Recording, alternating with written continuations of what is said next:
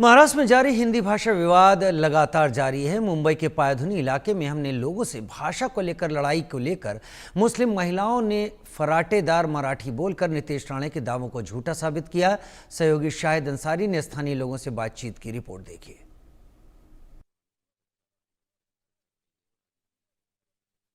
जबरन मराठी बोलने के नाम पर राज ठाकरे के गुंडे गैर मराठी भाषियों के साथ किस तरह से पेश आते हैं, यह जग जाहिर है। मुंबई के अलग अलग हिस्सों में आए दिन इस तरह की वारदातें सामने आ रही है। पुलिस इस मामले में एफआईआर भी दर्ज करती है, बावजूद उसके मनसे के गुंडों का जुल्म सितम कम होने का नाम नहीं ले रहा है। इंडिया न्यूज़ की यह मुहिम रही है कि हम मुंबई के अलग अलग हिस्सों से जहां गैर मराठी भाषी या मराठी भाषी हो, हम उनसे बातचीत करेंगे। इस पूरी वारदात को लेकर हम उनसे उनका जो है क्या कहना है, ये जानने की कोशिश करेंगे। मुंबई के कई इलाकों में हमने लोगों से बातचीत की। आपने देखा अग्रीपाड़ा, नागपाड़ा, मदनपुरा, भिंडी बाजार, मोहम्मद अली रोड, ये कोई ऐसे इलाके नहीं रह गए जहां के लोगों से हमने बातचीत नहीं की। आज हम मुंबई के पायधुनी इलाके में मौजूद हैं और हमारे साथ पायधुनी की जनता मौजूद है। इनसे बातचीत करेंगे। क्या कहना चाहेंगे, जबरन किसी को जो है मराठी के नाम पर जो टॉर्चर किया जा रहा है गैर मराठी भाषियों को, उसको लेकर आप क्या कहना चाहेंगे? शाहिद भाई, शुक्रिया पहले तो आपने बोलने का मौका दिया इस बात के ऊपर।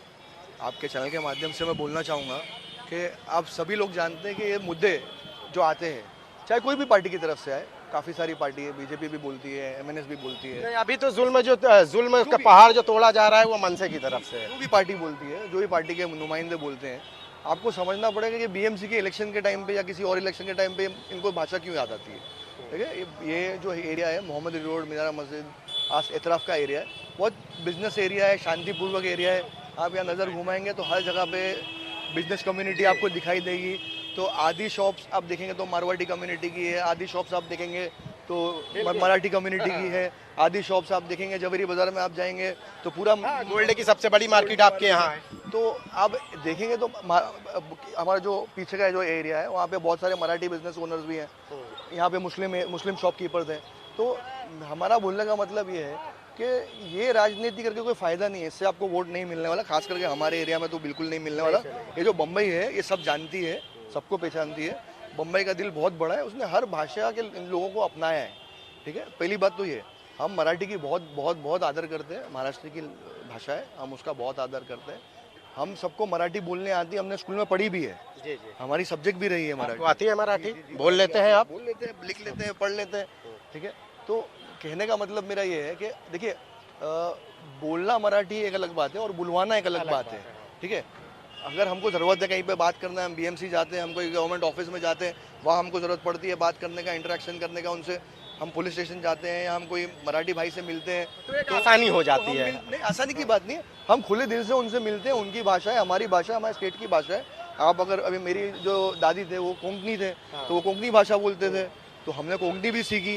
मैं गुजराती स्कूल से पढ़ा हूँ, पारसी स्कूल से पढ़ा हूँ, तो हमने गुजराती भी सीखी। तो भाषा है, आपको सीखनी चाहिए, हर भाषा आपको सीखनी चाहिए। हर भाषा का, ये भारत है, हिंदुस्तान है, हम सब भाषा का आदर करते हैं, लेकिन ज़बरदस्ती बोली हुई चीज़ हम नहीं सहेंगे।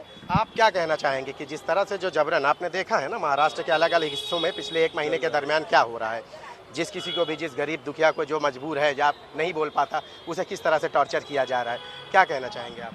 ये एक स्टंट है हमारा। अभी जो इलेक्शन होने जा रहा है बीएमसी का, उससे पहले ही उनको सब मराठी याद आ रहा है। इतने सालों में कभी मराठी का याद नहीं आई उनको, और ये एक सोची समझी साजिश के ज़रिए एक पर्टिकुलर पार्टी जो दब चुकी है वो अब उभरने के लिए ये मुद्दा लेके आई है। लेकिन जहाँ पे बेचारे कमज़ोर मुसलमान रहते हैं वहाँ ये जुल्म कर रहे हैं। इस इलाके पे आने की शायद उनकी हिम्मत नहीं होगी, क्योंकि यहाँ मुसलमान क्यों, गैर मराठी भाषी भी तो है, गैर मराठी भाषी ना, मीरा रोड में गैर मराठी रहा। ज़्यादा उनका जोर इसी जगह पे होता है जहाँ कमजोर लोग होते हैं ना, कमजोरों के लिए तो धर्म और मजहब तो देखे नहीं जाते की है। लेकिन मुसलमान लोग भी, मैं भी मराठी पढ़ा हूँ स्कूल में, तो इसका मतलब ये नहीं है कि आप मुझे फोर्स करेंगे। फॉर एग्जाम्पल, अगर मैं दूसरे स्टेट में गया तो वहाँ का लोग बोलेंगे आप ये ज़बान बोलो, तो ये गलत बात हो जाएगी ना, हमारे लिए भी गलत होगी कि वहाँ जाने के बाद अगर वो बोलेंगे आप यहाँ की ज़बान बोलो, तो हमको नहीं आती है वहाँ की ज़बान, तो ये फोर्स नहीं कर सकता ना कोई। क्या लगता है कि ये जो इलेक्शन से पहले ये चीज़ें कर रहे हैं, कितना कामयाब हो पाएंगे? हमें तो समझना चाहिए कि ज़्यादा से ज़्यादा कामयाब होना चाहिए। नहीं, ये जो लोग जो है भाषा को लेकर टारगेट कर रहे हैं इलेक्शन से पहले, क्या उनको बीएमसी इलेक्शन में कामयाबी मिलेगी इस तरह से? क्या मराठी वोट उनको मिलेगी? अगर ऐसे करेंगे तो कैसा मिलेगी? तुम्हाला मराठी बोलायचं आहे, ऐकायचं आहे तर आम्ही मराठीत बोलतात. आमचे शेजारी मराठी, मित्र मराठी, सगळे मराठी, आम्ही शिकले मराठी, आमचा महाराष्ट्र आहे. कारण तुम्ही जबरदस्ती केलं तर हे नाही होणार आहे.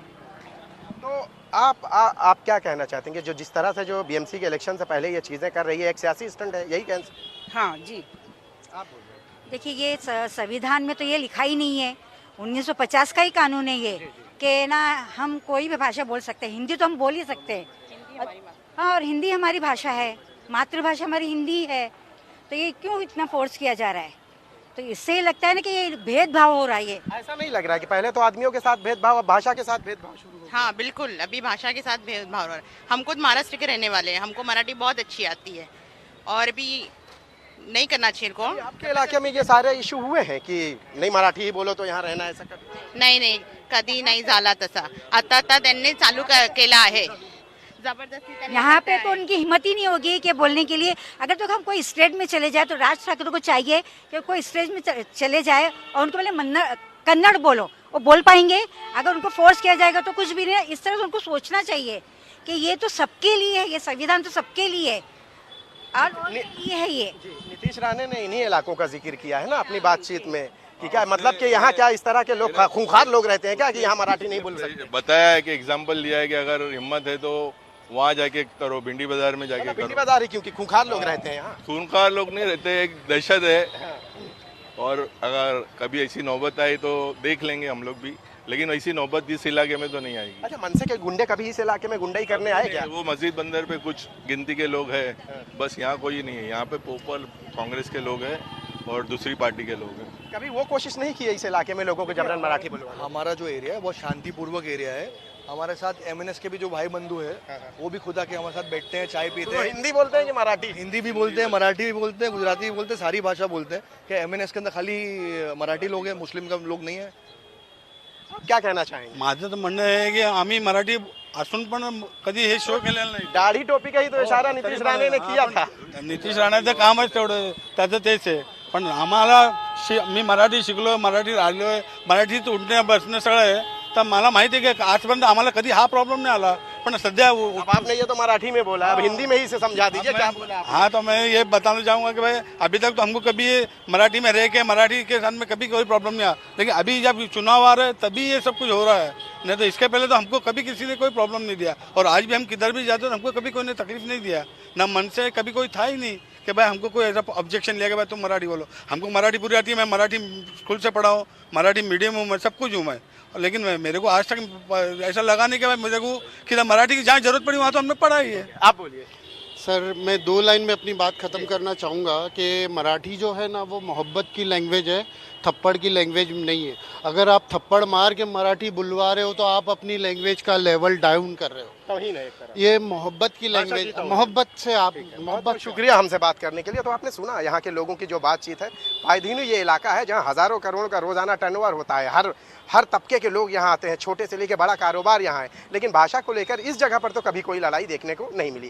कैमरामैन नितिन जाधव के साथ शाहिद अंसारी, इंडिया न्यूज़, मुंबई.